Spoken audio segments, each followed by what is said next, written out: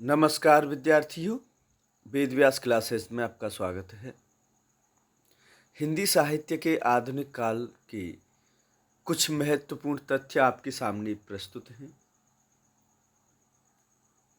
अधिकांश विद्वानों ने आधुनिक काल का समय संवत 1900 विक्रम संवत से 1980 विक्रम संवत अर्थात सन 1843 ईस्वी से 1923 ईस्वी तक स्वीकार किया है। आचार्य रामचंद्र शुक्ल जी ने आधुनिक काल को गद्य काल कहा है। मिश्र बंधुओं ने आधुनिक काल को गद्य काल कहा है। डॉक्टर रामकुमार वर्मा और डॉक्टर गणपत चंद्र गुप्त ने आधुनिक काल को आधुनिक काल ही कहा है। गुलाब राय ने आधुनिक काल को नवीन काल कहा है। देखो, यहाँ से प्रश्न बन जाता है, गुलाब राय जी ने आधुनिक काल को क्या कहा है।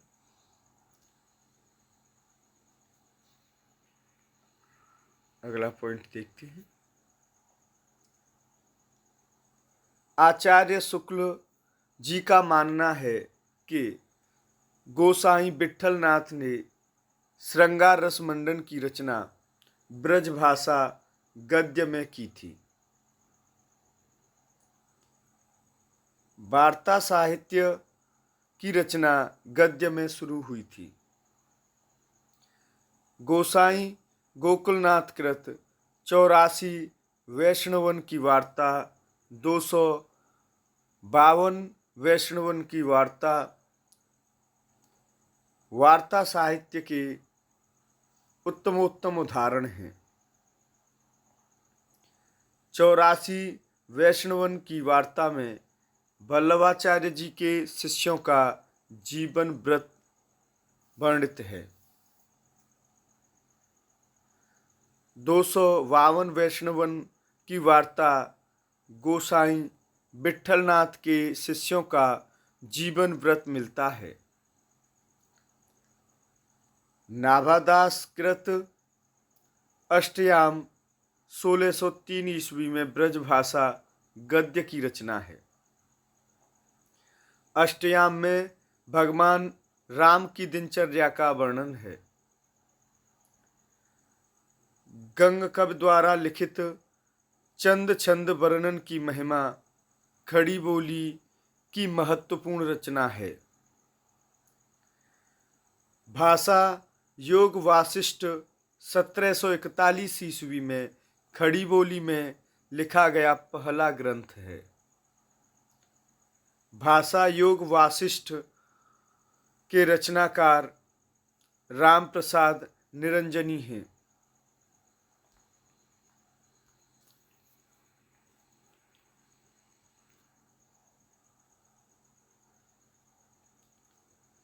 आचार्य रामचंद्र शुक्ल ने राम प्रसाद निरंजनी को ही प्रथम प्रौढ़ गद्य लेखक माना है।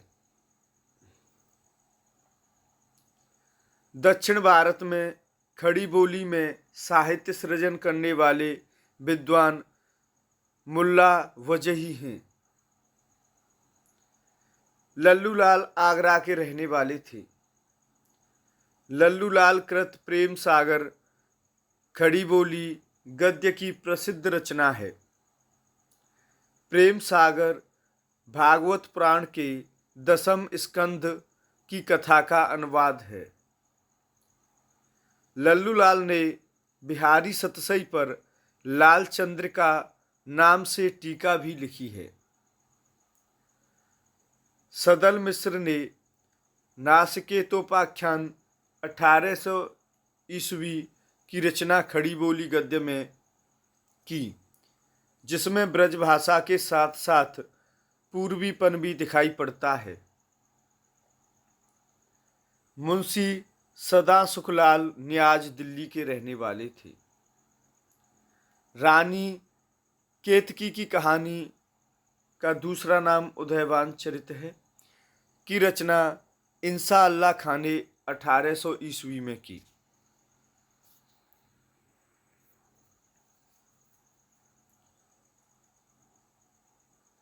उदय भानचरित की भाषा ठेठ हिंदी है। पद्म पुराण का भाषा अनुवाद पंडित दौलत राम ने 1766 ईस्वी में किया। राजा शिव प्रसाद सितारे हिंद ने काशी में बनारस अखबार निकाला। अगला पेज देखते हैं।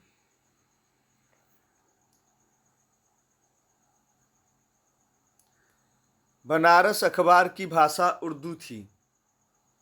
क्या थी? तो भाषा आप याद रखेंगे। राजा शिव प्रसाद सितारे हिंद की रचना राजा भोज का सपना सरल हिंदी की रचना है। राजा शिव प्रसाद सितारे हिंद की रचना मानव धर्मसार में संस्कृत निष्ठ शब्दावली का प्रयोग हुआ है। खड़ी बोली हिंदी का विकास अपभ्रंश से हुआ है। गारसाद तासी हिंदी विरोधी थे। फ्रेडरिक पिंक्ट हिंदी के समर्थक थे।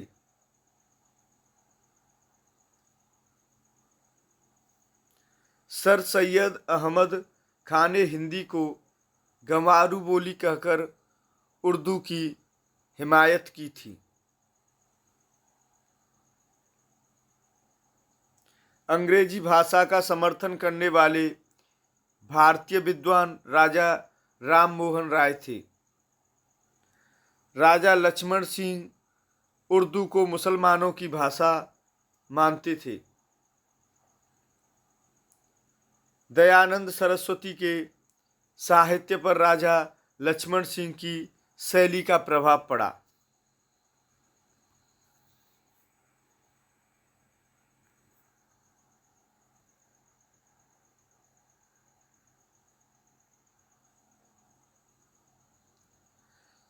कौरवी खड़ी बोली का प्राचीन नाम है।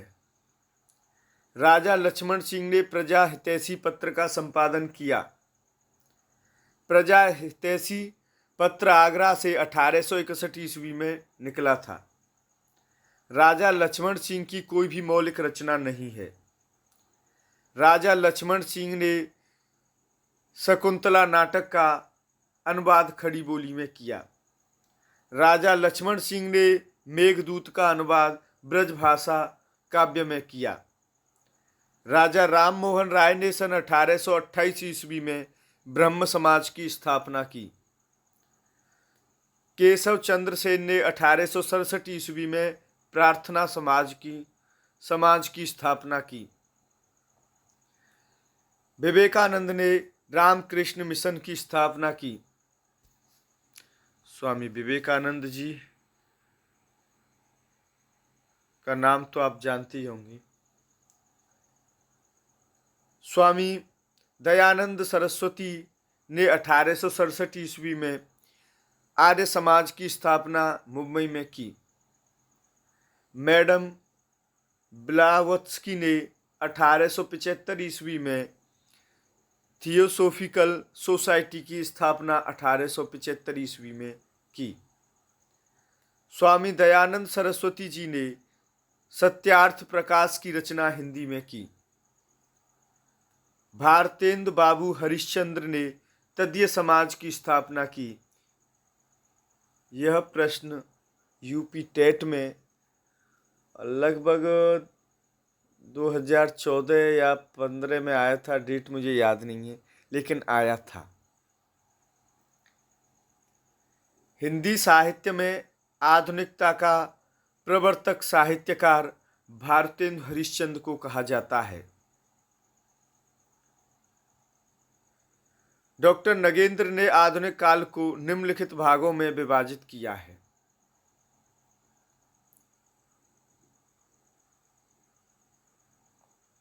पुनर्जागरण काल भारतेंदु युग को 1857 ईस्वी से 1900 ईस्वी तक माना है।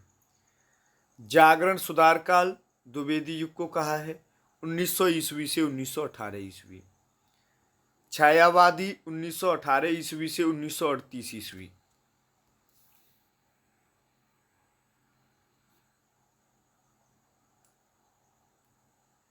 छायावादोत्तर युग, पहला अ और ब दे रखे हैं।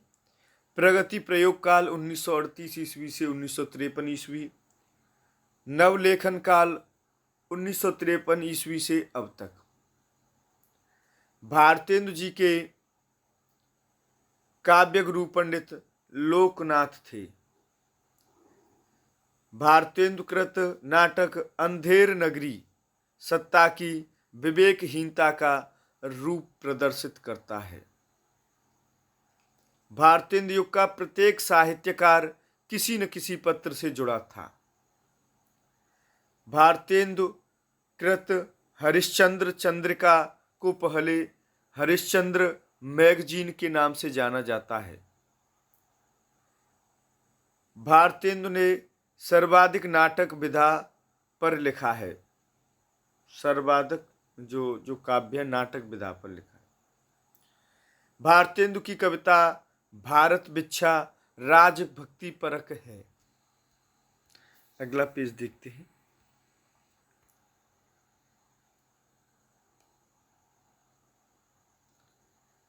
भारतेंदु ने अपनी कविता प्रबोधिनी में विदेशी वस्तुओं का बहिष्कार करने की प्रेरणा दी। भारतेंदु कृत नाटक दुर्लभ बंधु शेक्सपियर के मर्चेंट ऑफ वेनिस का अनुवाद है। भारतेंदु जी ने विशस्य विषमोषधम में देसी रजवाड़ों के कुचक्रपूर्ण पतितावस्था का चित्रण किया है। भारतेंदु कृत चंद्रावली नाटक कृष्ण चरित्र से संबंधित है। भारतेंदु हरिश्चंद्र ने कविता वर्धनी सभा काशी के संस्थापक थे।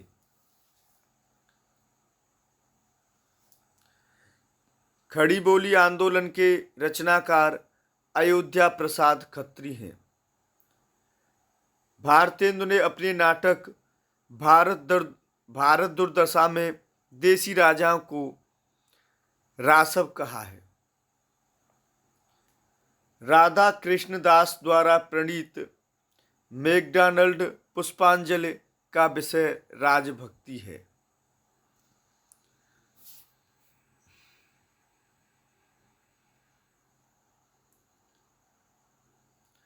निबंध लेखन के क्षेत्र में आचार्य शुक्ल ने वाल कृष्ण भट्ट, प्रताप नारायण मिश्र को हिंदी का स्टील और एडिशन कहा है।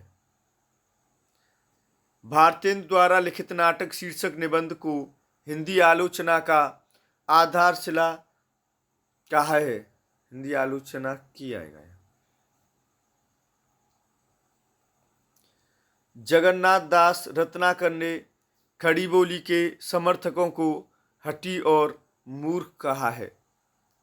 बाबू तोताराम ने जोजेफ एडिसन के नाटक केरो का अनुवाद कृतांत शीर्षक से किया था। नवीन चंद्र राय हिंदी के समर्थक थे। प्रताप नारायण मिश्र ने नाटकों में अभिनय करने के लिए अपने पिताजी से मूंछ मुड़वाने की आज्ञा मांगी थी।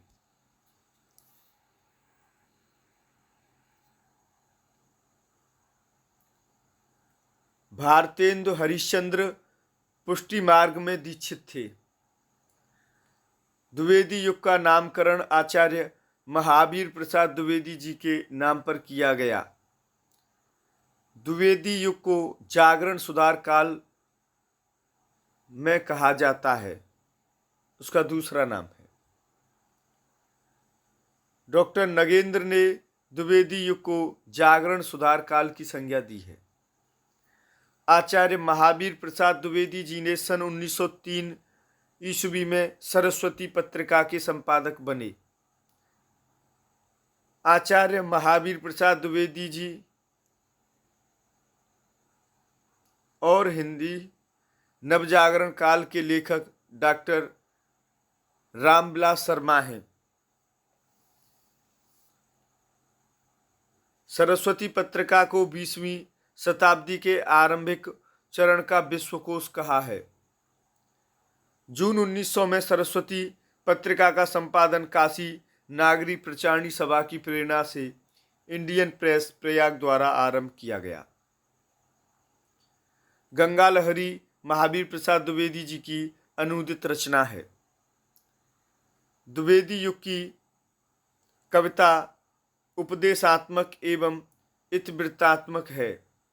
कभी कभी विशेषताएं पूछने के लिए आ जाती हैं, द्विवेदी युग की विशेषताएं बताइए, तो उसी में आती हैं ये। द्विवेदी युग में राष्ट्रीय काव्यधारा के प्रणेता मैथिली शरण गुप्त थे। मैथिली शरण गुप्त जी की आरंभिक रचनाएं वैश्योपारक पत्र में प्रकाशित होती थीं। मैथिली शरण गुप्त की प्रथम रचना सन 1909 में रंग में भंग शीर्षक से प्रकाशित हुई। मैथिली शरण गुप्त एक राष्ट्रीय भावना से परिपूर्ण पुस्तक भारत भारती सन 1912 में प्रकाशित हुई। साकेत का अर्थ है अयोध्या। आज के लिए विद्यार्थियों बस इतना ही। वीडियो देखने वाले सभी विद्यार्थियों के लिए बहुत बहुत धन्यवाद।